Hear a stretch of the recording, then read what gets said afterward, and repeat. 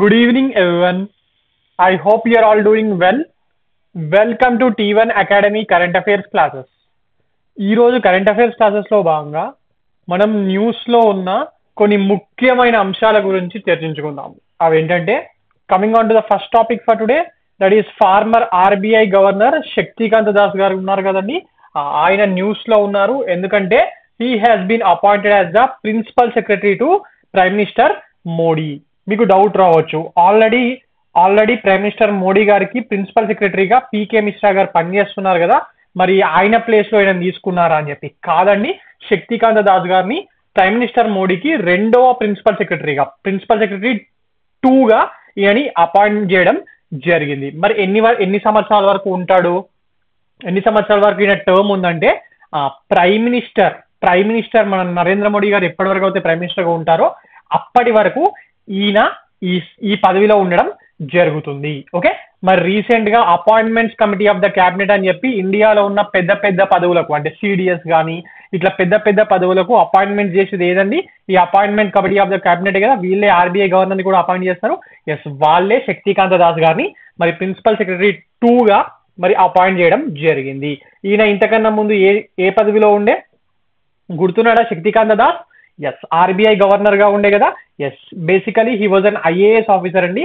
ఈయన డిగ్రీలో BA history చదివాడు. బిఏ హిస్టరీ చదివి దాని తర్వాత ఐఏఎస్ కొట్టిన తర్వాత he worked as a revenue secretary. In his later term of IAS officer he worked as the revenue secretary and economic affairs సెక్రటరీగా బాధ్యతలు చేపించడం జరిగింది. మరి ఒక బిఏ లో డిగ్రీ చేసిన అతనికి ఆర్బీఐ గవర్నర్ పదవి ఇచ్చారని చెప్పి అప్పట్లో ఈయన గవర్నర్ గా తీసుకున్నప్పుడు వరల్డ్ మీడియాలో పేర్లు రావడం జరిగింది. బట్ ఈయన ఐఏఎస్ ఆఫీసర్ గా, రెవెన్యూ సెక్రటరీ గాను, ఎకనామిక్ సెక్రటరీ గాను చాలా కీలకమైన బాధ్యతలు నిర్వహించడం వల్ల మాత్రమే అప్పట్లో శక్తికాంత దాస్ గారికి ఆర్బీఐ గవర్నర్ గా పొజిషన్ రావడం జరిగింది. అలాగే ఈయన 15th ఫైనాన్స్ కమిషన్ లో ఆర్బీఐ గవర్నర్ గా అపాయింట్ కాకన్నా ముందు he was the member of the 15th finance commission. Okay, మరి ఆర్బీఐ గవర్నర్ అంటున్నాను. మరి ఇప్పుడు ఆర్బీఐ గవర్నర్ గా ఎవరున్నారు? రీసెంట్ గానే కొత్త వ్యక్తిని తీసుకొచ్చారు కదా, ఈయన రిటైర్ అయిన తర్వాత. ఎవరైనా సంజయ్ మల్హోత్రా. ఇప్పుడు రీసెంట్ ఆర్బీఐ గవర్నర్ ఎవరు? Sanjay Malhotra, who was revenue secretary before his appointment. Sanjay Malhotra. ఈ పాయింట్ కూడా మనకి ఎగ్జామ్ పాయింట్ ఆఫ్ వ్యూ ఇంపార్టెంటే. ఎస్, మరి ఇందాక మనం మాట్లాడుకున్న పీకే మిశ్రా పాయింట్ అనేది ఇక్కడ మీకు నోట్స్ కోసం ఇక్కడ పెట్టడం జరిగింది. పీకే మిశ్రా ఈయన 2019 నుంచి ప్రైమ్ మినిస్టర్ కి ప్రిన్సిపల్ సెక్రటరీగా ఉన్నారు. మరి ఆయనతో పాటుగా ఇప్పటి నుంచి శక్తికాంత దాస్ గారు కూడా ప్రిన్సిపల్ సెక్రటరీగా ఆయన బాధ్యతలు నిర్వహించడం జరుగుతుంది. Okay, right. ఈ పాయింట్ కూడా ఇంపార్టెంట్. జనరల్ గా ఆర్బీఐ గవర్నర్స్ 3 years పాటు ఉంటారు. మరి ఎక్స్టెన్షన్ ఎక్కువ మందికి దొరకదండి. మన ఆర్బీఐ గవర్నర్ గా Shaktikanta Das is the second RBI governor to hold 6 years of term. 6 years పాటు ఈయన ఆర్బీఐ గవర్నర్ గా చేయడం జరిగింది. అంతకుముందు బిమాల్ జలాన్ గారు మాత్రమే అట్లా అన్ని సంవత్సరాలు చేశారు. మీకు చూసినట్టయితే 2014లో నరేంద్ర మోడీ గారు వచ్చిన తర్వాత ఎవరికి ఏ ఆర్బీఐ గవర్నర్ కూడా ఎక్స్టెన్షన్ దొరకలేదండి. ఒక ఇతనికి మాత్రమే, శక్తికాంత దాస్ గారికి మాత్రమే దొరికింది. He is like favourite officer to prime minister Narendra Modi. Okay, right. ఈ పాయింట్ ఇంపార్టెంట్ అండి. శక్తికాంత దాస్ గారి మీద, లేకపోతే ఇప్పుడు కొత్తగా ఎన్నికైన recent RBI governor Sanjay Malhotra గారి మీద మనకి ఎగ్జామ్ పాయింట్ ఆఫ్ వ్యూలో క్వశ్చన్ రావచ్చు. అలాగే వీళ్ళని ఎవరు అపాయింట్ చేసిరు అంటే appointments committee of the cabinet. ఈ పాయింట్ కూడా very important. Okay, right. Now coming on to the next topic for today, that is prime minister Narendra Modi గారు పిఎం కిసాన్ ఇన్స్టాల్మెంట్ 22,000 crores ని రీసెంట్ గా నిన్ననే రిలీజ్ చేయడం జరిగింది. ఈ రిలీజ్ చేసేది కూడా మనకు అడుగుతారంటే ఇంతకు ముందు అడిగేవాళ్ళు కాదండి. బట్ మొన్న తెలంగాణలో Group 2 ఎకనామీ పేపర్ లో భాగంగా రీసెంట్ గా రిలీజ్ చేసిన పిఎం కిసాన్ ఇన్స్టాల్మెంట్ అనేది ఎన్నోది అని చెప్పి ఎగ్జామ్ లో ఫిగర్ ఇచ్చాడు. 17, 15, 16, 14 ఇట్లా ఏది అని చెప్పి ఎగ్జామ్ లో ఇచ్చాడు. మరి ఎగ్జామ్ లో ఇచ్చాడు కాబట్టి మనకు నెక్స్ట్ ఎగ్జామ్ లో కూడా ఇంపార్టెంట్ అవుతుంది కదా. ఎస్, మరి ఇప్పుడు రిలీజ్ అయింది 19th ఇన్స్టాల్మెంట్. మీరు ఇది గుర్తుపెట్టుకోవాలి. ఎన్నో ఇన్స్టాల్మెంట్ అని మొన్ననే Group 2లో అడిగాడు, మరి మళ్ళీ కూడా అడగచ్చు. ఒక్కొక్కసారి పేపర్ ఏమవుతుందంటే చాలా క్లిష్టంగా ఉంటుంది, ఒక్కోసారి చాలా ఈజీ ఉంటుంది. మొన్న ఏపీఎస్సి Group 2 ప్రిలిమ్స్ పేపర్ చాలా టఫ్ ఉండే, అదే మెయిన్స్ పేపర్ డెడ్ ఈజీ వచ్చింది నిన్న. రైట్. ఎస్, అలాంటివి అప్పుడప్పుడు జరుగుతూ ఉంటాయి. మరి ఇలాంటి క్వశ్చన్స్ కూడా అడుగుతున్నారు. So we have to know అండి. రీసెంట్ గా 24th February రోజు బీహార్ లో బగాల్పూర్ అనే ఒక సిటీలో ఒక మీటింగ్ జరిగిందండి. మరి అందులో భాగంగా పిఎం కిసాన్ సమ్మాన్ నిధికి సంబంధించిన 19th ఇన్స్టాల్మెంట్ ని ప్రైమ్ మినిస్టర్ నరేంద్ర మోడీ గారు రిలీజ్ చేయడం జరిగింది. మరి అందులో భాగంగా దేశవ్యాప్తంగా ఉన్న రైతులకు 22,000 కోట్ల రూపాయలని 9.8 crore ఫార్మర్స్, దేశవ్యాప్తంగా ఉన్న ఫార్మర్స్ కి రిలీజ్ చేయడం జరిగింది. మరి పిఎం కిసాన్ దీని మీద మనకి ఎగ్జామ్స్ లో క్వశ్చన్స్ అడుగుతారు కదా, ఈ ఎన్నో ఇన్స్టాల్మెంట్ అని మాత్రమే కాకుండా అసలు పిఎం కిసాన్ ఏంటి, దానికి సంబంధించిన విశేషాలు ఇవన్నీ అడుగుతారు కదా. ఒకసారి మనం దానికి సంబంధించిన స్టాటిక్ ఇన్ఫర్మేషన్ కూడా ఒకసారి చూద్దామండి. Okay, Pradhan Mantri Kisan Samman Nidhi alias PM Kisan. Okay, మరి దీన్ని 2019 లో ప్రైమ్ మినిస్టర్ నరేంద్ర మోడీ గారు తీసుకురావడం జరిగింది. మరి దీని కింద సెంట్రల్ గవర్నమెంట్ 6,000 రూపీస్ ఇస్తుందండి. ఎన్ని ఎకరాలను ఉన్నది, మన తెలంగాణలో ఇచ్చినట్టు కాదు, ఎకరానికి ఇంత ఇస్తున్నారు కదా, అట్లా కాకుండా రైతుకి ఎన్ని ఎకరాలన్నా ఉండని 6,000 రూపీస్ ఇస్తారు పర్ ఇయర్. అది కూడా ఒకటేసారి ఏమి ఇయ్యరు, 3 ఇన్స్టాల్మెంట్స్, ఒక్కొక్కసారి 2,000 ఇట్లా పడతా ఉంటాయి. మరియు దీనికి చాలా అందరికి ఇవ్వరండి, ఐటీ కట్టే వాళ్ళకి ఇయ్యరు, గవర్నమెంట్ అఫీషియల్స్ ఇయ్యరు, పాలిటిషియన్స్ కి, ఇట్లా చాలా దీనికి రిస్ట్రిక్షన్స్ ఉన్నాయి. బట్ 6,000 రూపీస్ ఇంతకు ముందు ఎప్పుడు ఇచ్చేవాళ్ళు కాదు, మరి రీసెంట్ గా 2019 నుంచే ఇట్లా ఫార్మర్స్ కి ఇవ్వడం జరిగింది. Irrespective of the size of their house holds. 100 ఎకరాలు ఉండనియండి, 1000 ఎకరాలు ఉండనియండి, అంటే వాళ్ళ ఫ్యామిలీకి మొత్తం కలిపి, పెద్ద ఫ్యామిలీ అనుకోండి 50 acres లిమిట్ ఉంది కదా, 200 acres ఉన్నా 1 acre ఉన్నా ఎవరికైనా 6,000 ఇస్తారు. Okay right. మరి 2019 లో దీన్ని లాంచ్ చేశారు. అండ్ దీని మీద ఒక క్వశ్చన్ వచ్చింది, పిఎం కిసాన్ ఇదే సెంట్రల్ సెక్టార్ స్కీమా లేకపోతే సెంట్రలీ స్పాన్సర్డ్ స్కీమా అని చెప్పి. ప్రధాన మంత్రి కిసాన్ సమ్మాన్ నిధి ఆర్ పిఎం కిసాన్ ఇదే సెంట్రల్ సెక్టార్ స్కీమ్ అండి. సెంట్రల్ సెక్టార్ స్కీమ్ అంటే 100% funding government of India, central గవర్నమెంటే చేస్తుంది. ఒకవేళ సెంట్రలీ స్పాన్సర్డ్ స్కీమ్ అయి ఉంటే స్కీమ్ టు స్కీమ్ చేంజెస్ ఉంటాయి. 90:10 అని చెప్పి Himalayan states or north eastern states కి, అండ్ 80:20 ఆర్ 50:50 ఇట్లా స్కీమ్ కి చేంజ్ అయ్యి సెంట్రలీ స్పాన్సర్డ్ స్కీమ్ లో మన వేరే ఇతర రాష్ట్రాలకు ఇట్లా మైలేజ్ ఈ అలొకేషన్ అనేది ఇట్లా ఉంటుంది. అంటే 90% సెంట్రల్ గవర్నమెంట్ ఇస్తుంది, 10% నార్త్ ఈస్టర్న్ స్టేట్స్ కట్టుకుంటాయి. ఫర్ ఎగ్జాంపుల్ మన తెలంగాణ ఏపీ తీసుకుంటే ఏదైనా ఒక స్కీమ్ 80% సెంట్రల్ గవర్నమెంట్ ఇస్తే 20% మన వాళ్ళు, కొన్ని స్కీమ్స్ 50% సెంట్రల్ గవర్నమెంట్ ఇస్తే 50% మన వాళ్ళు కట్టుకోవడం ఇట్లా జరుగుతుంది. సెంట్రల్ సెక్టార్ స్కీమ్ అంటే 100% ఫండింగ్ ఇస్తారు. ఫ్రెషర్స్ కోసం చెప్తున్నాను, సెంట్రల్ సెక్టార్ స్కీమ్ అంటే 100% ఫండింగ్ ఇస్తారు. ఇవి తక్కువ ఉంటాయి, అంబ్రెల్లా స్కీమ్స్ ఉంటాయి, మరి వాటికి ఇస్తారు. అదే సెంట్రలీ స్పాన్సర్డ్ స్కీమ్ అంటే ఇట్లా అలొకేషన్ కి రేషియో ఉంటుంది. మరి పిఎం కిసాన్ అనేది ఏ మినిస్ట్రీ వాళ్ళు ఇస్తారు, అందులోనే ఉంది పిఎం కిసాన్ రైతుల కోసం. మరి రైతులకు అగ్రికల్చర్ మినిస్ట్రీ ఉంది కదా, ఎస్, అగ్రికల్చర్ మినిస్ట్రీ వాళ్ళు దీన్ని ఇంప్లిమెంట్ చేయడం జరుగుతుంది. మరి ఈ అగ్రికల్చర్ మినిస్ట్రీ సెంట్రల్ గవర్నమెంట్ లో ఉంటుంది కదా, స్టేట్స్ లో ఇన్ని కోట్ల మంది ఫార్మర్స్ ఉంటారు, మరి ఎవరికి ఇవ్వాలి ఎవరికి ఇవ్వకూడదని వీళ్ళు ఎట్లా డిసైడ్ చేస్తారని మీకు డౌట్ రావచ్చు. కాకపోతే అగ్రికల్చర్ కి సంబంధించి పిఎం కిసాన్ లో బెనిఫిషరీస్ ఫ్యామిలీస్ ని గుర్తించే హక్కు, ఆ రెస్పాన్సిబిలిటీ స్టేట్ గవర్నమెంట్ గుర్తిస్తుందండి. స్టేట్ గవర్నమెంట్ వాళ్ళు లిస్ట్ చేసి పంపిస్తారు. అందులోకి వెళ్ళి ఏమైనా చేంజెస్ చేయాలనుకుంటే, కొందరు తీసేయడము, కొందరు తీసేయాలనుకుంటే సెంట్రల్ గవర్నమెంట్ చేస్తుంది. డబ్బులు ఇచ్చే పని మాత్రమే సెంట్రల్ గవర్నమెంట్. ఎవరికి ఇవ్వాలి అని డిసైడ్ చేసే అథారిటీ స్టేట్ గవర్నమెంట్ దగ్గరనే, అంటే రెస్పాన్సిబిలిటీ స్టేట్ గవర్నమెంట్ దగ్గరనే ఉంటది. ఓకే రైట్, అది చాలా ఇంపార్టెంట్ అండి. పిఎం కిసాన్ మొన్ననే అడిగారండి, ఈ 19th ఇన్స్టాల్మెంట్ అనేది గుర్తుపెట్టుకోండి, ఎందుకంటే మొన్ననే అడిగారు టీఎస్పీఎస్సీ Group 2 ప్రిలిమ్స్ లో. Okay right, now coming on to the next topic, that is prime minister Modi to attend Mauritius national day as chief guest. అంటే మొన్న మనకు 26th జనవరి రిపబ్లిక్ డే కి ఇండోనేషియన్ ప్రెసిడెంట్ వచ్చింది కదా చీఫ్ గెస్ట్ గా, అట్లా మన ప్రైమ్ మినిస్టర్ నరేంద్ర మోడీ గారు మౌరిషియస్ యొక్క నేషనల్ డే కి చీఫ్ గెస్ట్ గా వెళ్తున్నారు. ఈయన మన ప్రైమ్ మినిస్టర్. ఓకే, ఈ ఫోటోలో ఉన్న ఆయన ఎవరండి, మౌరిషియస్ ప్రైమ్ మినిస్టర్ అండి. మన ఇండియన్ మూలాలు ఉన్న ఫ్యామిలీస్ నుంచి వచ్చిన నవీన్ రామ్గోలం గారు మౌరిషియస్ ఇండియన్ ఓషన్ లో ఉన్న ఒక ఐలాండ్. మరి మాల్దీవ్స్ తర్వాత ఇండియన్ ఓషన్ లో ఇండియాకు దగ్గరలో ఉండే కంట్రీ అండి. ఇందులో దగ్గర 70% మౌరిషియస్ పోర్ట్ లూయిస్ వాళ్ళ క్యాపిటల్ సిటీ. ఇందులో 70% ఆఫ్ ద పీపుల్ మన ఇండియన్స్ ఆర్ ఇండియన్ ఆరిజిన్ పీపులే ఉంటారు. ఓకే, మరి మౌరిషియస్ ప్రైమ్ మినిస్టర్ ఎవరు ఇప్పుడు, నవీన్ రామ్గోలం. రీసెంట్ గా ఆయన కూడా మన పుష్కరాలకు వచ్చి వెళ్ళారు కదా. ఎస్, మరి వాళ్ళ capital Port Louis, currency Mauritian rupee. ఇది మన ఇండియా లాగానే మౌరిషియస్ కూడా బ్రిటిష్ కాలనీగా ఉండేది. అందువల్లనే మన ఇండియన్స్ ని అప్పట్లో వర్క్ కోసము బ్రిటిషర్స్ అక్కడికి ట్రాన్స్పోర్ట్ చేయడం జరిగింది. అందువల్లనే ఇంతమంది ఉన్నారండి. ఇప్పుడు శ్రీలంకలో కూడా తమిళియన్స్ ఎట్లున్నారు, శ్రీలంకలో తమిళన్స్ బ్రిటిష్ ఇండియా ఉన్న టైంలో మన దగ్గరికి వెళ్ళి అక్కడికి తేయాకు తోటల్లో పనిచేయడానికి తరలించడం జరిగింది. మలేషియా కూడా అంతే, ఇక్కడికి కూడా అంతే. మరి మౌరిషియస్ బ్రిటిష్ ఆధీనంలో 1968 వరకు ఉంది. 1968 they got independence. Okay right. Yeah, ఈ పాయింట్ మనం ఇందాక మాట్లాడుకోవడం. 70% of islands population is Indian origin population. Okay right. మరి ప్రైమ్ మినిస్టర్ గారు వెళ్ళిన తర్వాత 12th మార్చ్ రోజు వాళ్ళ నేషనల్ డే సెలబ్రేషన్స్ ఉన్నాయి కదా, అప్పుడు ఇంకేమన్నా ఎంఓయూస్ కుదురుతాయి. జనరల్ వెళ్ళినప్పుడు ఎంఓయూస్ కుదురుతాయి కదా, ఎంఓయూస్ డిఫెన్స్ అగ్రిమెంట్స్ ఇట్లా కుదిరినాయి, అప్పుడు మనం మళ్ళీ మాట్లాడుకుందాం. Okay right.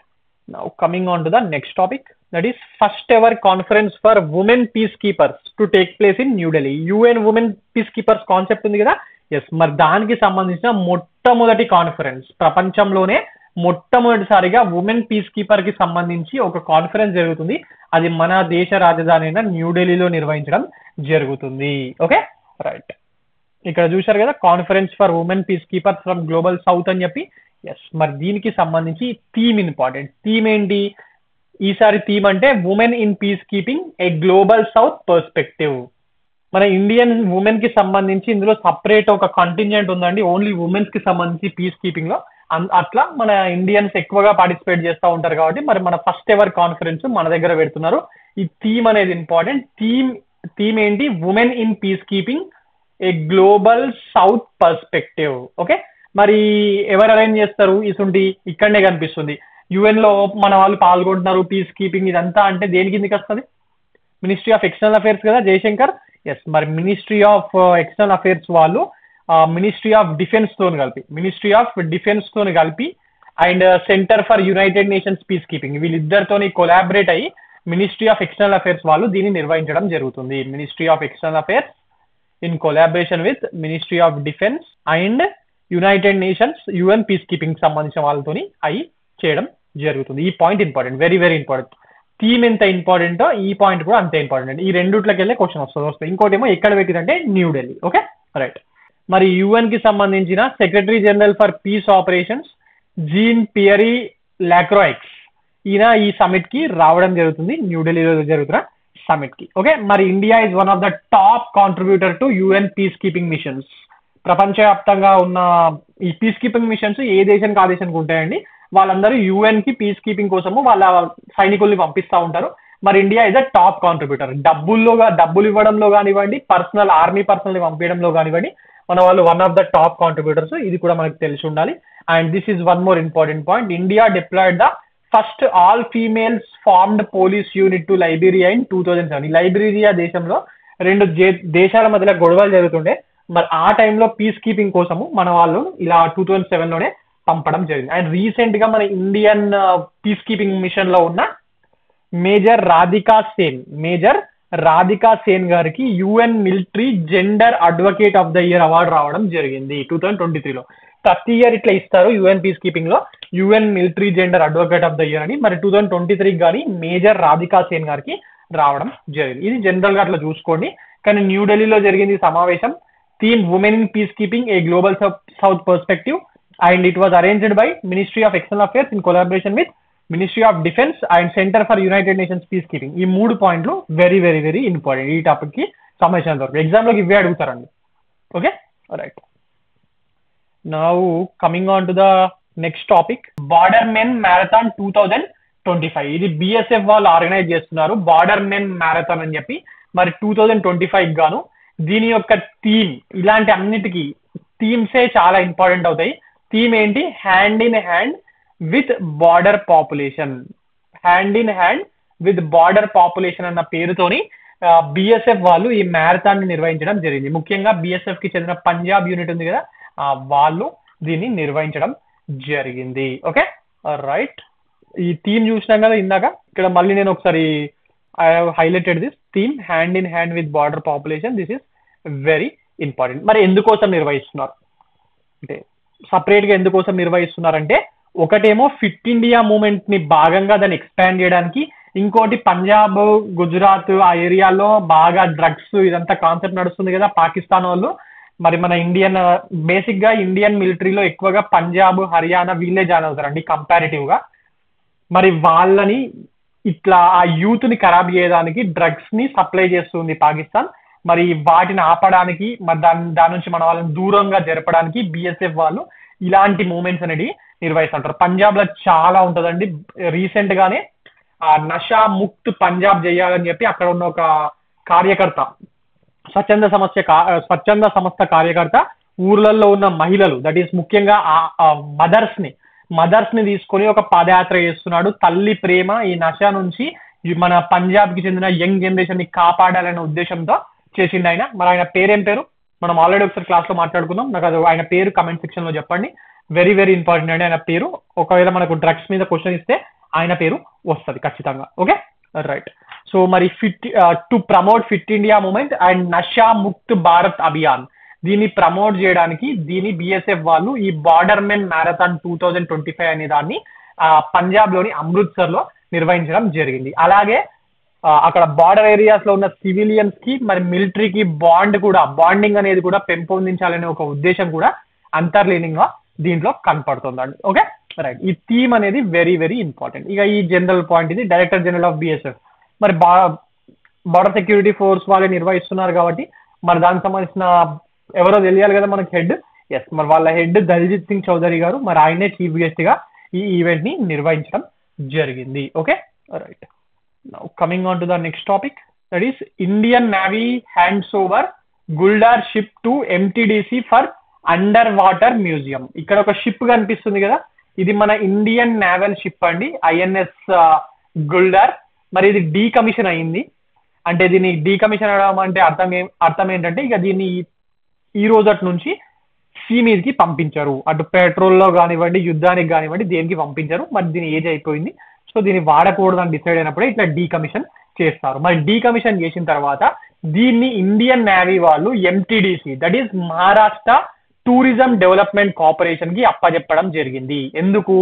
ఎందుకంటే to convert this into India's first under water museum, భారతదేశంలో ఒక ఫస్ట్ అండర్ వాటర్ మ్యూజియం గా దీన్ని తయారు చేపించి మరి టూరిజం కి ఇంకా అట్రాక్టివ్ గా తయారు చేయడానికి దీన్ని ఎంటీడీసీ వాళ్ళకు అప్పచెప్పడం జరిగింది. ఇది ఇప్పుడు ఇట్లున్నది కదా మీకు కనిపించడానికి, కానీ దీన్ని కొంచెము చేంజెస్ అన్ని చేసి they will convert it into under water museum and artificial reef గా దీన్ని కన్వర్ట్ చేయబోతున్నారు. మొట్టమొదటిసారిగా ఇండియన్ నేవీ తరఫున ఇలాంటి ఇనిషియేటివ్ ఒక టూరిజం డిపార్ట్మెంట్ తో కలిపి తీసుకోవడం జరిగింది. జనరల్ గా చాలా సార్లు ఏమవుతుందంటే ఇస్తారు, టూరిజంకి ఇస్తారు. ఇప్పుడు మనము ఎక్కడ వైజాగ్ వెళ్ళినప్పుడు చూసినా కూడా అక్కడ కూడా ఒకటి కనిపిస్తుంది కదా సబ్మెరైన్ బయట పెట్టింది. ఎస్, అది కూడా ఇచ్చింది. కాకపోతే ఇట్లా అండర్ వాటర్ లో పెట్టేటట్టు ఇప్పటివరకు ఎప్పుడు ఇవ్వలేదు. This is the first time. మరి ఎంటీడీసీ మహారాష్ట్ర వాళ్ళతో కలిపి చేస్తున్నారు అనేది మనకు ఎగ్జామ్ లో ఇంపార్టెంట్ పాయింట్ అండి. Okay right. Coming on to the next very very important topic for today. ఇది కూడా చాలా important. Madhya Pradesh becomes the state with highest number of vultures. ఇక్కడ వల్చర్స్ కనిపిస్తున్నాయి కదా, గద్దలు. ఎస్, మరి మన రాష్ట్రాల్లో తగ్గిపోతున్నాయి చాలా. ఇంతకు ముందు అయితే పార్సీలో మొన్న రతన్ టాటా గారిది అంతిమయాత్ర జరిగింది కదా, మనకి ఇక్కడ సికింద్రాబాద్ లో కూడా పార్సీ గుట్ట అని ఉంటుంది. అక్కడ ఏంటంటే పార్సీల యొక్క అంత్యక్రియలు జరిగే స్థలం అండి. చనిపోయిన తర్వాత శవంని తీసుకొని అక్కడ వదిలేస్తే ఈ గద్దలు వచ్చేవి తినేసేవి, అట్లనే వదిలేసేవాళ్ళు వాళ్ళు. ఓకే, మనం సినిమా మనం జనరల్ గా అంటాం కదా గద్దలు పీక్క తినడం అని, ఆ కాన్సెప్ట్ కింద. Okay, now coming back to the topic. ఈ వల్చర్స్ అనేవి తగ్గిపోయాయి, కానీ మన దేశంలోనే అత్యధిక నెంబర్ ఆఫ్ వల్చర్స్ అనేవి మధ్యప్రదేశ్ లో ఉన్నాయంట. ఈ ఫొటోస్ అన్ని అక్కడ తీసినాయి. మరి మీకు కనిపిస్తున్న లెక్కలు ఎట్లొచ్చినాయంటే రీసెంట్ గా మధ్యప్రదేశ్ స్టేట్ ఫారెస్ట్ డిపార్ట్మెంట్ వాళ్ళు ఈ వల్చర్స్ కి సంబంధించి ఒక సెన్సస్ ని నిర్వహించడం జరిగింది. దాని ప్రకారం వాళ్ళ స్టేట్ లో 12,981 వల్చర్స్ ఉన్నాయంట. So this is making Madhya Pradesh the state with highest number of vultures in the country. దేశంలోనే అత్యధిక వల్చర్స్ ఉన్న రాష్ట్రంగా మధ్యప్రదేశ్ నిలవడం జరిగింది. లాస్ట్ టైం సెన్సస్ నిర్వహించినప్పుడు 10,845 ఉన్నాయట, మరి ఇప్పుడు పెరిగినాయి. ఓకే, మరి వీళ్ళు 2016 నుంచి మధ్యప్రదేశ్ స్టేట్ ఫారెస్ట్ డిపార్ట్మెంట్ 2016 నుంచి ఇలాంటి సెన్సస్ నిర్వహించడం జరిగింది. ప్రపంచవ్యాప్తంగా మొత్తంగా ఈ వల్చర్స్ 23 రకాల వల్చర్స్ ఉంటాయి. అందులో అన్ని మన దేశంలో ఉన్నాయండి, 9 మాత్రమే మన దేశంలో ఉంటాయి. ఓకే, అందులో నుంచి 7 మధ్యప్రదేశ్ లో ఉన్నాయి. Of which 4 are local and 3 are migratory. 4 ఏమో లోకల్ అంట, 3 మాత్రము మైగ్రేటరీ బర్డ్స్. ఓకే, సో ఇది అంత ఇంపార్టెంట్ కాదు, కానీ 23 టైప్ ఆఫ్ వల్చర్స్ ఉన్నాయి. 9 ఇండియాలో దొరికితేనే తెలిసి సరిపోతుంది.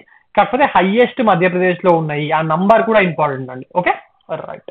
Now coming on to next topic. Recent గా ఈ ల్యాన్సెట్ వాళ్ళు ఉంటారు కదా, మెడికల్ జర్నల్, వాళ్ళు ఇండియాకి సంబంధించి ఒక రిపోర్ట్ ని ఇవ్వడం జరిగింది. ఆ రిపోర్ట్ ఏం చెప్తుందంటే, కంపారిటివ్లీ చూసుకుంటే ఇండియాలో సూసైడ్ రేట్ అనేది 30% తగ్గింది గత 30 ఏళ్లలో. అంటే 1991 నుంచి కంపేర్ చేసుకుంటే ఇప్పటి వరకు గత 30 ఏళ్లలో ఈ సూసైడ్ రేట్ అనేది 30% తగ్గడం జరిగింది ఇండియాలో అని చెప్పి ల్యాన్సెట్ వాళ్ళు వాళ్ళ నివేదికలో చెప్పడం జరిగింది. Okay, right.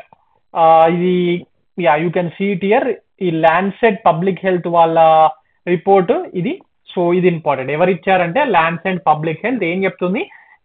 30% ఆఫ్ డిక్లైన్ ఉంది ఇండియాలో సూసైడ్ రేట్ కి సంబంధించి 1990 నుంచి 2021 మధ్యలో అని చెప్తున్నారు. మరి డేటా ఏడికెళ్ళి వచ్చిందంటే, based on the data from the global burden of diseases, injuries and risk factor study. ఈ జీబీడీ స్టడీ అనేది 2021 లో నిర్వహించారు. మరి దాన్ని అనలైజ్ చేసి ఇట్లా 30% తగ్గింది అని చెప్పి ల్యాన్సెట్ పబ్లిక్ హెల్త్ రిపోర్ట్ లో పబ్లిష్ చేయడం జరిగింది. ఈ కంపారిజన్ కూడా చూడండి. 1990లో ఇండియా సూసైడ్ రేట్ అనేది 18.9% ఉన్నాయట. 1,00,000 మందికి, ప్రతి 1,00,000 పాపులేషన్ కి 18.9 మెంబర్స్ చనిపోయే వాళ్ళు, సూసైడ్ చేసుకునే వాళ్ళు. ఇప్పుడు అది 13 కి తగ్గడం జరిగింది.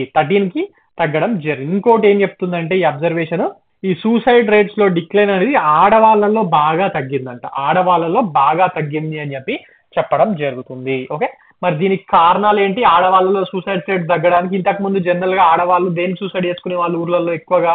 వరకట్న వేధింపులు, రైట్?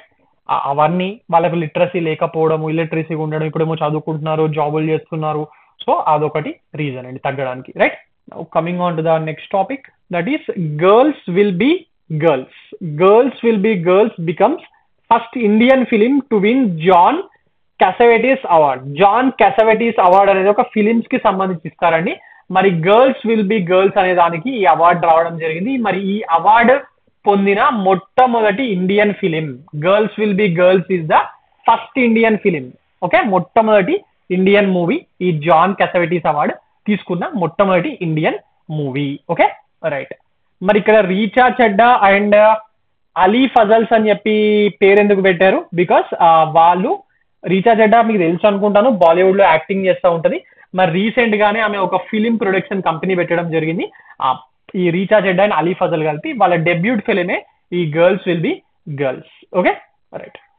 మరి 40th ఇండిపెండెంట్ స్పిరిట్ అవార్డ్ అని చెప్పి కాలిఫోర్నియాలోని శాంటా మోనికాలో జరిగినాయంట. మరి అక్కడ జరిగిన ఈ అవార్డ్స్ లో భాగంగా జాన్ క్యాసవెటిస్ అవార్డ్ ని మరి మన గర్ల్స్ విల్ బి గర్ల్స్ అనే సినిమాకు ఇవ్వడం జరిగింది. And this was directed by Suchi Talati. ఇవి అడుగుతారండి. మొన్న టీఎస్పీఎస్సీ గ్రూప్ 2 ఎగ్జామ్ లో రీసెంట్ గా ఒక సినిమాకి సంబంధించి మరి అది ఎవరి డైరెక్షన్, ఏ అవార్డు వచ్చింది అనే దాని మీద కూడా అడిగారు కదా. ఎస్, ఇక్కడ కూడా అడగచ్చు. మరి దీని కింద USD $1 million అంటే $10 lakh కదా. ఎస్, 8 to 8.5 crores ఈ అవార్డు కింద వీళ్ళకు రావడం జరిగింది. Okay, right. Now coming on to the next topic, that is memory league world championship అని చెప్పి జరిగిందండి 2025 గాను. అందులో మన ఇండియన్ స్టూడెంట్ విశ్వ రాజ్ కుమార్ మరి ఈ వరల్డ్ మెమరీ ఛాంపియన్షిప్ లో మొట్టమొదటి స్థానంలో నిలవడం జరిగింది. మరి ప్రపంచంలో జరిగిన ఒక మెమరీ ఛాంపియన్షిప్ లో మన ఇండియన్ ఫస్ట్ ప్లేస్ లో నిలిచింది కాబట్టి exam point of view important అవుతుంది కదా. ఎస్, మరి ఈయన 80 ర్యాండమ్ నంబర్స్ ని 13.50 సెకండ్స్ లో మెమరైజ్ చేసిండంట. అట్లనే 8.40 సెకండ్స్ లో 30 ఇమేజెస్ ని మెమరైజ్ చేసిండంట. మరి అందువల్ల ఈయనకు ఫస్ట్ ప్లేస్ వచ్చింది. Basically is from Odisha. Okay, ఈ పేరు ఇంపార్టెంట్ అండి. Vishwa Raj Kumar wins global memory championship, ఇది తెలిస్తే సరిపోతుంది. Okay, right. Now coming on to the next topic for today. ప్రతి సంవత్సరం జరిగినట్టుగానే ఈసారి కూడా ఫైనాన్షియల్ లిటరసీ వీక్ అని ఎవరు నిర్వహిస్తారండి దీన్ని? RBI, reserve bank of India వాళ్ళు ఇండియాలో ఫైనాన్షియల్ లిటరసీని ప్రమోట్ చేయాలన్న కారణంతో ఈ ఫైనాన్షియల్ లిటరసీ వీక్ ని నిర్వహించడం జరుగుతుంది. మరి ఈ సంవత్సరం February 24 నుంచి February 28 వరకు ఫైనాన్షియల్ లిటరసీ ఉమెన్స్ ప్రాస్పరిటీ అన్న థీమ్ తోని దీన్ని నిర్వహించడం జరుగుతుంది. ఈ థీమ్ ఇంపార్టెంట్. ఎవరు నిర్వహిస్తారు ఫైనాన్షియల్ లిటరసీ వీక్? ఆర్బీఐ. మరి ఈసారి థీమ్ ఏంటి? Financial literacy women's prosperity. ఎందుకోసం నిర్వహిస్తారు అంటే, what was this initiative aimed for? To promote financial awareness among the people of this country. Okay right, ఈ 3 పాయింట్లే దీంట్లో ఆర్బీఐ నిర్వహిస్తుంది.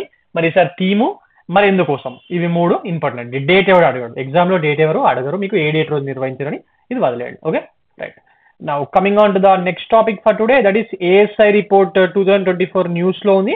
మన తెలంగాణ వాళ్ళకు very very important. ASI archaeological society of India or భారత పురావస్తు శాఖ అంటాం కదా. ఎస్, మరి భారత పురావస్తు శాఖకు సంబంధించి ఒక రిపోర్ట్ రావడం జరిగింది. మరి అది దేనికి సంబంధించిన రిపోర్ట్ అంటే 2023-24 సంవత్సరాలలో దేశీయ పర్యాటకులు అంటే మనం లోకల్స్ ఇండియన్స్ పర్యటించిన టాప్ 10 ప్రదేశాల జాబితాను ఆర్కియాలజికల్ సొసైటీ ఆఫ్ ఇండియా వాళ్ళు రిలీజ్ చేయడం జరిగింది. మరి అందులో టాప్ పొజిషన్ లో ఏది ఉందండి? ఇండియాలో టూరిజం ఎక్కువ దేనికి పోతా ఉంటారు? తాజ్ మహల్ చూడడానికి పోతారు కదా అందరూ. ఎస్, మరి ఫస్ట్ పొజిషన్ లో 61 lakhs మెంబర్స్ విజిట్ చేసిరంట. మరి 61 lakhs మెంబర్స్ విజిట్ చేయడం వల్ల ఫస్ట్ పొజిషన్ లో మన తాజ్ మహల్ ఉండడం జరిగింది. మరి మన హైదరాబాద్ కు చెందిన గోల్కొండ ఫోర్ట్ 6వ పొజిషన్ లో, మరి మన చార్మినార్ 9వ పొజిషన్ లో ఉండడం జరిగింది. చార్మినార్ ఎందుకు వెనకబడ్డదని చెప్పి మీకు డౌట్ వస్తుందండి. ఫస్ట్ మంది చార్మినార్ పోతారండి, కానీ ఇది ఎక్కరు పైకి. ఇక్కడ మీరు ఎంట్రీ పోతే ఆర్కియాలజికల్ సొసైటీ ఆఫ్ ఇండియా వల్ల టికెట్ కౌంటర్ ఉంటుంది. ఆ టికెట్ తీసుకొని చార్మినార్ పైకి ఎక్కరు చూసిరా, వాళ్ళని మాత్రమే వచ్చినట్టుగా కన్సిడర్ చేస్తారు. కానీ మనం అందరం ఏం చేస్తాం, చాలా మందిని ఇక్కడ ముందట పోయి నిల్చొని సెల్ఫీ దిగొచ్చేస్తాయి కదా. సో ఆ కౌంట్ ఇందులోకి రాదు, అందువల్లనే చార్మినార్ కొంచెం వెనకబడ్డది. ఓకే రైట్, మరి హైదరాబాద్, మన మొత్తం తెలంగాణలో పర్యాటక రంగం ఎక్కువగా ఉన్నది ఎక్కడ? హైదరాబాద్ లోనే కదా. ఎందుకంటే కుతుబ్ షాహీ రాజులు మరియు మన నిజాం నవాబులు కట్టించిన కన్స్ట్రక్షన్స్ అన్ని అక్కడే ఉన్నాయి.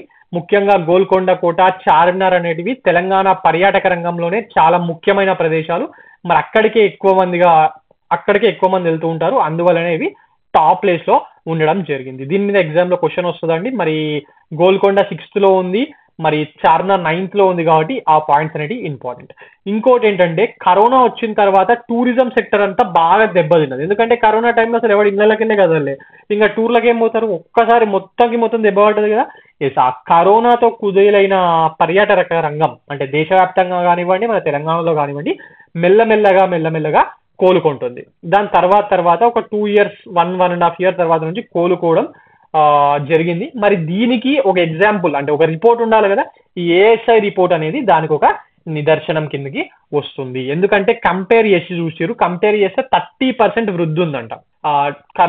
కరోనా టైంకి ఇప్పటికీ టూరిస్టులు వస్తున్న దాంట్లో 30% అనేది ఈ వృద్ధి అనేది కనబడింది అని చెప్పడం జరుగుతుంది. దీనికి కారణాలు ఏంటి? హైదరాబాద్ లో ఇంప్రూవ్ కావడానికి అంటే ముఖ్యంగా హైదరాబాద్ కున్న హిస్టారికల్ సిటీ ఇమేజ్, అలాగే ఫుడ్ రైట్, రుచికరమైన వంటకాలు ఏంటి, chicken biryani, Hyderabadi biryani right. Yes, మరి వాటితో పాటు మరి మన తెలంగాణ వచ్చిన తర్వాత గవర్నమెంట్స్ టూరిజం ని డెవలప్ చేయాలని చెప్పి ఈ ఏరియాస్ లో ఇన్ఫ్రాస్ట్రక్చర్ డెవలప్ చేయడం అనేది బాగా జరిగిందండి. ఇన్ఫ్రాస్ట్రక్చర్ డెవలప్ చేయడం ముఖ్యంగా మీరు చార్మినార్ దగ్గరికి వెళ్తే, చార్మినార్ దగ్గర స్కైవే ప్రాజెక్ట్ ఇంకా ఇంప్లిమెంట్ లోకి రాలేదు, పెడిస్ట్రియన్ ప్రాజెక్ట్ అదంతా. బట్ స్టిల్ ఇంతకుముందు ఇదంతా వెహికల్స్ తిరుగుతుండే, ఇప్పుడు ట్రాఫిక్ మళ్లించేసి ఇక్కడ ఓన్లీ పెడిస్ట్రియన్ జోన్ చేసిరు కదా. ఎస్, మరి అలా అనుకోండి, లేకపోతే దానికి కనెక్టివిటీ పెంచడం అనుకోండి, ఇలాంటి అన్ని రీజన్స్ వల్ల ఇక్కడ పర్యాటకులు రావడం అనేది ఎక్కువగా జరుగుతుంది. ఓకే, 2023-24 లెక్కల ప్రకారం ఈ రెండు ప్రాంతాలు అంటే గోల్కొండ కోటకు చార్మినార్ కి కలిపి 28 lakhs Indian citizens tourism purpose మీద వచ్చినట్టుగా తెలియడం జరిగింది. ఇది చాలా పెద్ద లెక్క అండి. ఓకే రైట్, సో ఇదండి దీనికి సంబంధించిన ఇన్ఫర్మేషన్, తెలంగాణ వాళ్ళకు very very important. Okay right, now coming on to the next topic for today, that is Modi nominates, మన prime minister Modi nominates 10 eminent people to raise awareness about obesity. మరి దేశంలో obesity విజృంభిస్తుంది కదా, అందరికి ఇంట్లో కోళ్లకు ఈ ఒబెసిటీ ఊబకాయం ఉంటుంది కదా. ఊబకాయం మీద చేస్తున్న పోరాటానికి చేయూతను అందించేందుకు గాను ప్రైమ్ మినిస్టర్ నరేంద్ర మోడీ గారు ఒక కొత్తగా ఇట్లా మన ఈ నామినేట్ చేయడం జరిగిందండి. ఒక 10 మంది పీపుల్ ని దీనికి నామినేట్ చేశారు, ఒక ప్రముఖుల్ని. వాళ్ళు ఎవరు? జమ్మూ కాశ్మీర్ ముఖ్యమంత్రి ఒమర్ అబ్దుల్లా ఉన్నారు కదండి. Is a fitness freak, daily 10 kilometers running చేస్తాడు ఆయన, తెలుసా?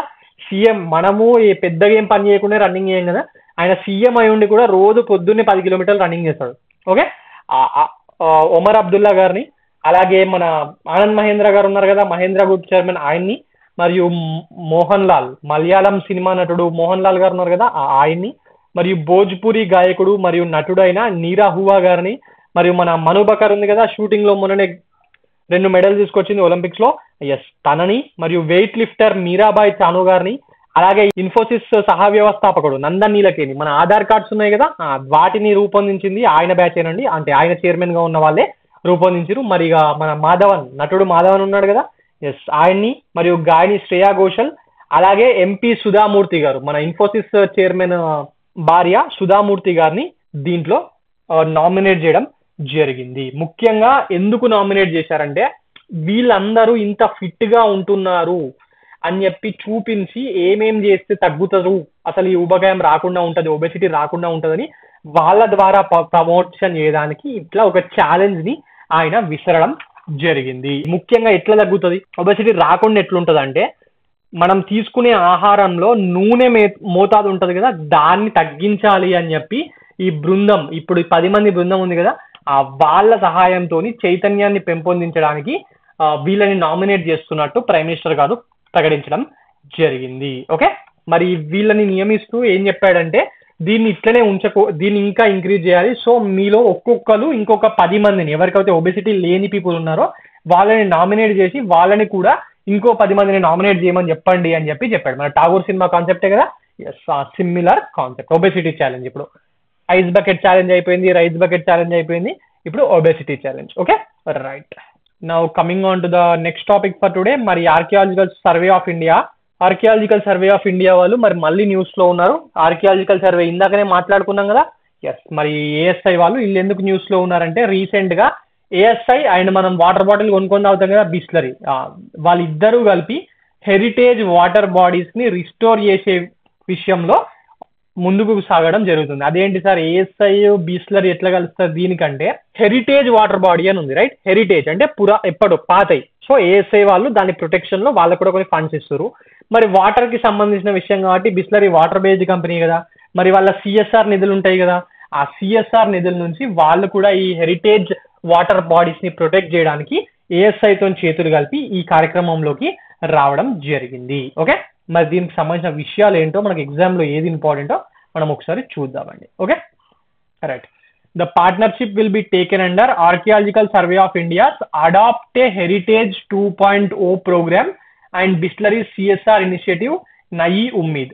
దీని కింద దేశంలో ఉన్న హెరిటేజ్ వాటర్ బాడీస్ ఉంటాయి కదా వాటిని ప్రొటెక్ట్ చేస్తాము అని చెప్పి వీళ్ళిద్దరూ ఒక పార్ట్నర్షిప్ ని రూపొందించడం జరిగింది. మరి దాంట్లో భాగంగా ఫస్ట్ ఈ 4 హిస్టారిక్ వాటర్ బాడీస్ ని అడాప్ట్ చేసుకున్నారు. అవేంటంటే రాజస్థాన్ లో ఉన్న చాంద్ బరోయి, అలాగే మళ్ళీ రాజస్థాన్లోని నిమ్రానాలో ఉన్న బరోయి, అండ్ రాజస్థాన్ లోని రంతంబోర్ ఫోర్ట్ లో ఒక వాటర్ బాడీస్ ఉంటాయంట, పద్మా అండ్ రాణి తలాబ్స్ అని చెప్పి వాటిని, అలాగే ఉత్తరప్రదేశ్ లోని కలింజర్ ఫోర్ట్ లో ఉన్న బుద్ధి పాండ్, ఇవన్నీ నార్మల్ ఇట్లా చెరువులో లేకపోతే పాండ్స్ ఏవో ఉంటాయండి, వాటిని వీళ్ళు అడాప్ట్ చేసుకోవడం జరిగింది. ఈ పేర్లు ఇంపార్టెంట్ మనకు ఎగ్జామ్ పాయింట్ ఆఫ్ లో పేర్లు, మరియు archaeological survey of India and Bisleri కలిసి ఇట్లా చేస్తున్నాయి అనేది point important. Okay right, now coming on to the next topic. Recent గా జర్మనీలో ఎలక్షన్స్ జరిగినాయి కదా, ఎస్ మరి ఎలక్షన్ లో జరిగిన తర్వాత సెంటర్ రైట్ పార్టీ అక్కడ అధికారంలోకి వచ్చింది. మరి దాని అధ్యక్షుడైన ఫెడ్రిజ్ మర్జ్ జర్మనీకి నెక్స్ట్ ఛాన్సలర్ గా బాధ్యతలు చేపట్టడం జరుగుతుంది. Okay, Friedrich Merz right, you can see it here, Friedrich Merz. మరి రీసెంట్ గా జరిగిన ఎలక్షన్ లో German centre right party, that is Christian Democratic Union, Bavarian Christian Social Union, వీళ్ళిద్దరూ కలిపి విజయం సాధించడం జరిగింది అలయన్స్ లో. మరి దానికి క్రిస్టియన్ డెమోక్రటిక్ యూనియన్ పార్టీ నాయకుడైన ఈ మర్జ్ గారు నెక్స్ట్ ఛాన్సలర్ గా బాధ్యతలు చేపట్టబోతున్నారు. ఇందులో ఈ ఎలక్షన్ లో విశేషం ఏంటంటే రైట్ వింగ్ పార్టీసే అటు ఎలక్షన్ లో గెలుపొందడము, మేజర్ అపోజిషన్ పార్టీగా కూడా వాళ్ళే నిలవడం జరిగింది. ఇప్పటి వరకు అధికారంలో ఉన్న రూలింగ్ సోషల్ డెమోక్రటిక్ పార్టీ ఉంది కదా, వీళ్ళు రైట్ వింగ్ కాదు, సెంటర్ లెఫ్ట్ కిందకి వస్తారు. మరి అంటే మన దగ్గర కాంగ్రెస్ లాగా సెంటర్ లెఫ్ట్. ఓకే, ఈ social democratic party Angela Merkel ఉండే కదా ఇంతకుముందు, ఆమె పార్టీ ఇది. మరి వాళ్ళు 3rd పొజిషన్ లోకి పడిపోవడం జరిగింది. 2nd పొజిషన్ లో కూడా రైట్ వింగ్ పార్టీ అయిన ఆల్టర్నేటివ్ ఫర్ జర్మనీ వాళ్ళు సెకండ్ పొజిషన్ లోకి రావడం జరిగింది. Right wing alternative for Germany అనే పార్టీ. Okay right. సో పూర్తిగా రైట్ వింగ్ దిశగా జర్మనీ అడుగులు వేస్తుంది. ఓకే, మన దగ్గర ఉన్న బీజేపీ కూడా రైట్ వింగ్ కిందకే వస్తుంది, ట్రంప్ గారు కూడా రైట్ వింగ్ కిందకే వస్తారు. అంటే ఇప్పుడు కొంచెం రైట్ వింగ్ దిక్కు మన ప్రపంచం చూస్తుంది, రైట్ వింగ్ ఆలోచన దిక్కు అనేది ఇక్కడ అర్థమవుతుంది. Okay right. మనకి పేరు ఇంపార్టెంట్ అండి. రీసెంట్ గా ఎన్నికైన ప్రైమ్ మినిస్టర్లు ప్రెసిడెంట్ల పేర్లు ఇచ్చి ఏ దేశం అని చెప్పి ఇచ్చేసి మ్యాచ్ ఆఫ్ ఫాలోయింగ్ అడిగేశాడు ఒక 4 పేర్లు ఇచ్చి. సో ఫ్రెడరిచ్ మెర్జ్ అనే పేరు important. Okay right. Now coming on to the next topic, football ISL complete అయింది కదా, చూసారా? ఐఎస్ఎల్ మొన్న గచ్చిబౌలిలో కూడా మ్యాచ్ జరిగింది, రీసెంట్ గా మ్యాచెస్ జరిగినాయి కదా, మన హైదరాబాద్ జట్టు కూడా పాల్గొంది. మరి ఇందులో భాగంగా మోహన్ బగాన్ టీం ఉంది కదా, వెస్ట్ బెంగాల్ కి సంబంధించి కోల్కతాలో ఎప్పటి నుంచో ఉన్న club.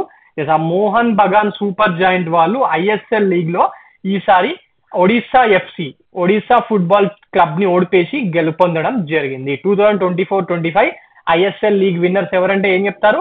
Mohan Bagan super joint జట్టు. ఓకే, మరి ఎవరిని ఓడిపేసి గెలిచిరు? ఒడిస్సా ఎఫ్సిని. సో మ్యాచ్ ఎక్కడ జరిగింది? వివేకానంద యువ భారతి క్రీరంగన్ స్టేడియం ఇన్ కోల్కతాలో జరిగిన ఈ మ్యాచ్ లో వీళ్ళు గెలుపొందడం జరిగింది బై డిఫీటింగ్ ఒడిస్సా ఎఫ్సి. ఇంతకన్నా ఏం అవసరం లేదండి. ఎవరు గెలిచిరు?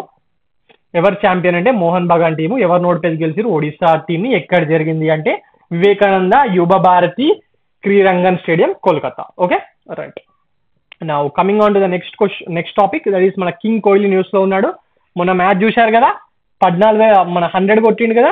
ఎస్, ఆ 100 కొట్టినప్పుడే ఈయన 14,000 రన్స్ ని చేరుకున్న ఫస్ట్ ప్లేయర్ కాదు, అత్యంత తక్కువ ఇన్నింగ్స్ లో 14,000 రన్స్ స్కోర్ చేసిన క్రీడాకారుడుగా మరి విరాట్ కోహ్లీ చరిత్ర సృష్టించడం జరిగింది. ఇంతకుముందు ఈ రికార్డు సచిన్ టెండూల్కర్ పేరు మీద ఉండే.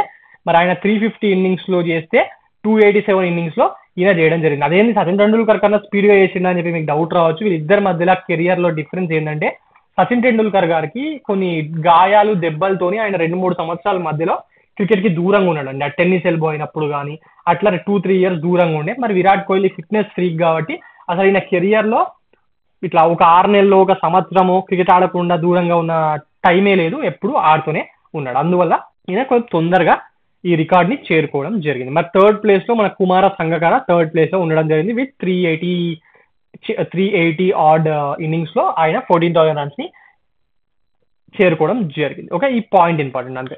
రైట్, అది వరల్డ్ రికార్డ్ కాబట్టి మనం ఇక్కడ మాట్లాడుకున్నాం అంతే.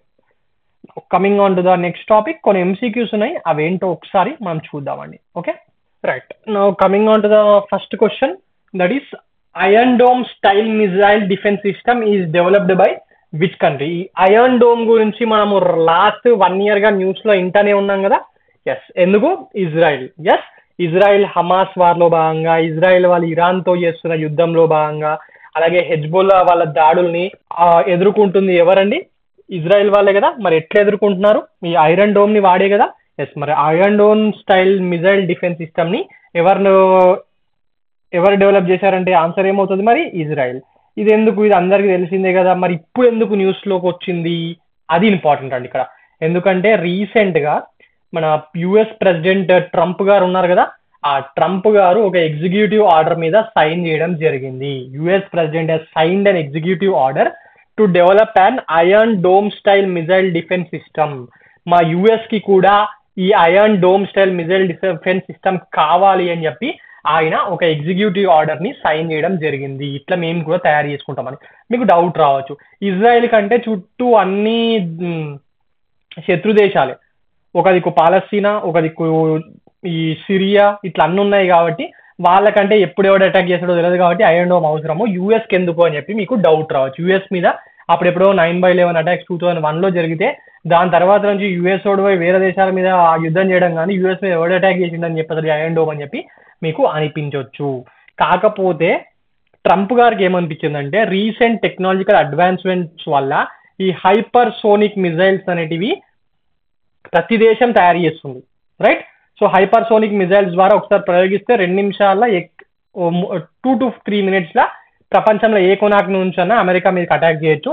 సో అట్లా వచ్చి ఆ బాంబు పడ్డ తర్వాత మేము ప్రతీకారం తీసుకునే దానికన్నా ముందు నుంచే మేము జాగ్రత్తగా ఉంటాము to protect against the super sonic ballistic and cruise missiles నుంచి దాడుల నుంచి తట్టుకోవడానికి మేము ముందే రెడీగా ఉండాలి అని చెప్పి ఈ డిఫెన్స్ సిస్టమ్ ని తయారు చేయించడానికి ఆయన ఆర్డర్ ఇవ్వడం జరిగింది. ఓకే, బేసిక్ గా ఈ ఐరన్ డోమ్ అంటే ఏంటంటే ఇది ఒక short range air defence system అండి. Short range air defence system that intercepts rockets in the air. Short range ఏదో 500 కిలోమీటర్ల దూరంలో రిలీజ్ కాగానే ఇక్కడ తినదు, చుట్టుపక్కల దేశాల నుంచి వస్తేది మాత్రం తెలిసేటట్టుగా దీన్ని డిజైన్ చేయడం జరిగింది. పాలస్తీనా నుంచి, సిరియా నుంచి, జోర్డన్ నుంచి ఇట్లా మన ఉంటే తెలిసేటట్టుగా దీన్ని డిజైన్ చేయడం జరిగింది. మరి ఎవరు డిజైన్ చేశారు దీన్ని అంటే Rafale advance system. Rafale advance defence system Israel వాళ్ళది ఉంది కదా, Rafale advance defence system and aerospace Israel aerospace industry వీళ్ళు కలిసి దీన్ని డిజైన్ చేయడం జరిగింది. ఇది పొద్దున రాత్రి సమ్మర్ వింటర్ అట్లేం లేదండి, 24/7 365 డేస్ ఇది వర్క్ చేస్తానే ఉంటది. Okay, right. Now coming on to the next question, that is where was the first breeding site of the blue cheeked bee eater recently discovered in peninsular India. మరి మన ఇండియాలో recent గా ఈ blue cheeked bee eater అనే ఒక పక్షి ఉంటది, మరి దానికి సంబంధించిన బ్రీడింగ్ సైట్ ని మొట్టమొదటిసారిగా ఎక్కడ కనుక్కున్నారు అని చెప్పి అడుగుతున్నాడు. Options: Sundarbans West Bengal, Chilka lake Odisha, Rann of Kutch Gujarat, salt pans of Andivilai Tamil Nadu. మరి ఎక్కడండి? సాల్ట్ పాన్స్ ఆఫ్ అందివిలై తమిళనాడులో దీన్ని కనుగొనడం జరిగింది. ద ఫస్ట్ బ్రీడింగ్ సైట్ అండి, the first breeding site of the blue cheeked bee eater was discovered in Tamil Nadu. కన్యాకుమారికి దగ్గరలో ఈ మనాకుది మ్యాంగ్రూవ్స్ ఉంటాయి కదా, ఆ ఏరియా దగ్గర ఈ సాల్ట్ పన్స్ ఆఫ్ ఆందివాలి అనే ఏరియాలో దీన్ని కనుగొనడం జరిగింది. ఓకే, బేసికలీ ఈ బర్డ్ ఇక్కడ మనం బ్లూ చీక్డ్ బీ ఈటర్ అనే బర్డ్ గురించి మాట్లాడుకుంటున్నాం కదా. Yeah, this bird belongs to a bee eater family called Meropidae అనే ఒక బీ ఈటర్ ఫ్యామిలీకి సంబంధించింది. బేసికలీ ఇది ఒక మైగ్రెంట్ పక్షిగా ఉండేది ఇంతకు ముందు, వింటర్ లోకే ఇండియాకి వచ్చేటివి. బట్ రీసెంట్ గా ఈ మధ్య అంటే లాస్ట్ 10-15 years లో ఇక్కడే ఇవి జీవించడం జరుగుతుంది. Okay, right. మరి ఎక్కడెక్కడ ఇవి బ్రీడింగ్ చేస్తాయంటే నైల్ డెల్టా రీజియన్ ఉంటది కదా ఆఫ్రికాలో, ఆ నైల్ డెల్టా రీజియన్ లో, పాకిస్తాన్ ఇండస్ సముద్రంలో కలిసే ప్రదేశం ఉంటది అక్కడ, మరియు ఆఫ్రికాలో ఇవి చేసేవి. మరి ఇప్పుడు ఇండియాలో కూడా చేస్తున్నట్టుగా మరి మనం మొట్టమొదటిసారిగా గుర్తించడం జరిగింది. Okay, right. Now coming on to the next question, that is who has been appointed as the new director of institute of economic growth. Institute of economic growth ఇండియాలోని న్యూఢిల్లీ కేంద్రంగా ఉంటది కదా, మరి రీసెంట్ గా దీనికి డైరెక్టర్ గా ఎవరు అపాయింట్ అయ్యారని చెప్పి అడుగుతున్నాడు. ఆప్షన్స్: రఘురామ్ రాజన్, మన ex RBI governor, Chetan Ghate, Arvind Subramanian, Sabyasachi Kar. మరి ఎవరిని అపాయింట్ చేశారండి రీసెంట్ గా? Sabyasachi Kar has been appointed as the new director for the institute of economic growth. So ఇవన్నీ 2 రోజులకు సంబంధించినవి. ఈ రోజుది మరియు నిన్నటి కరెంట్ అఫైర్స్ రెండుటికి కలిపి ఈ రోజే క్లాస్ తీసుకోవడం జరిగింది. ఒకవేళ మీకు నచ్చినట్టయితే do like our class and also do subscribe our channel T1 Academy. Thank you.